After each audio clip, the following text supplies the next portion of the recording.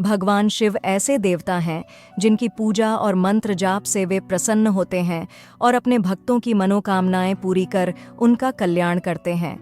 ऐसा माना जाता है कि शिव की पूजा बहुत सरल है और उन्हें एक लोटे जल से भी प्रसन्न किया जा सकता है। शिव मंत्र का जाप करते हुए मात्र एक बेलपत्र या शमी चढ़ाने से भी उनकी कृपा बरसने लगती है।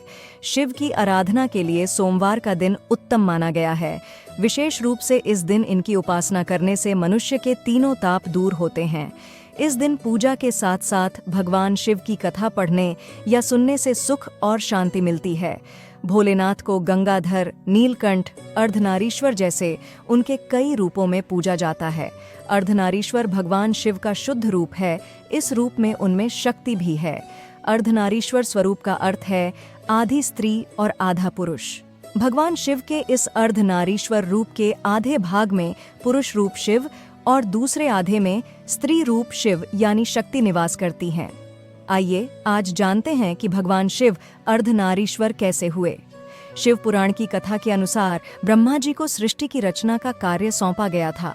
तब तक भगवान शिव ने केवल विष्णु जी और ब्रह्मा जी का ही अवतार लिया था और किसी स्त्री का जन्म नहीं हुआ था।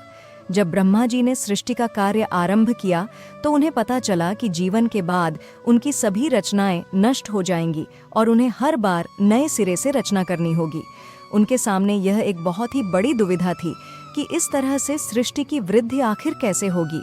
तभी एक आकाशवाणी हुई कि वे मैथुनी यानी प्रजनन सृष्टि का निर्माण करें ताकि सृष्टि को बेहतर तरीके से संचालित किया जा सके। अब उनके सामने एक नई दुविधा थी कि आखिर वो मैथुनी सृष्टि का निर्माण कैसे करें। काफी सोच विचार के बाद वह भगवान शिव के पास पहुंचे और शिव को प्रसन्न करने के लिए ब्रह्मा जी ने कठोर तपस्या की और भगवान शिव उनकी तपस्या से प्रसन्न हुए। ब्रह्मा जी के तप से प्रसन्न होकर भगवान शिव ने अर्धनारीश्वर स्वरूप में दर्शन दिया। जब वे इस रूप में अवतरित हुए तो उनके आधे शरीर में साक्षात शिव और आधे में नारी रूप यानी शक्ति के दर्शन हुए। उन्हें इस रूप में देखकर भगवान शिव ने ब्रह्मा को एक प्रजनन प्राणी बनाने के लिए प्रेरित किया। उन्होंने ब्रह्मा जी से कहा कि मेरे इस अर्धनारीश्वर स्वरूप के जिस आधे हिस्से में शिव हैं वो पुरुष है और बाकी के आधे हिस्से में जो शक्ति है वो स्त्री है। आपको स्त्री और पुरुष दोनों की मैथुनी सृष्टि की रचना करनी है जो प्रजनन के जरिए सृष्टि को आगे बढ़ा सके। भगवान ब्रह्मा की स्तुति से प्रसन्न होकर शक्ति ने अपनी भौंह के मध्य से अपने ही समान तेज वाली एक और शक्ति को उत्पन्न किया जिसने हिमालय की पुत्री पार्वती के रूप में जन्म लिया और महादेव से मिली। इस कथा से यह समझ में आता है कि भगवान शंकर के अर्धनारीश्वर रूप में ही सृष्टि की संपूर्णता निहित है। यह रूप यह भी दर्शाता है कि स्त्री और पुरुष दोनों का अस्तित्व एक दूसरे के बिना अधूरा है और वे मिलकर ही सृष्टि की प्रक्रिया को संतुलित और पूर्ण बना सकते हैं।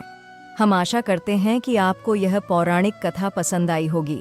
कृपया हमारे चैनल को लाइक, सब्सक्राइब और शेयर करें ताकि हम आपके लिए और भी रोचक और ज्ञानवर्धक कहानियां ला सकें।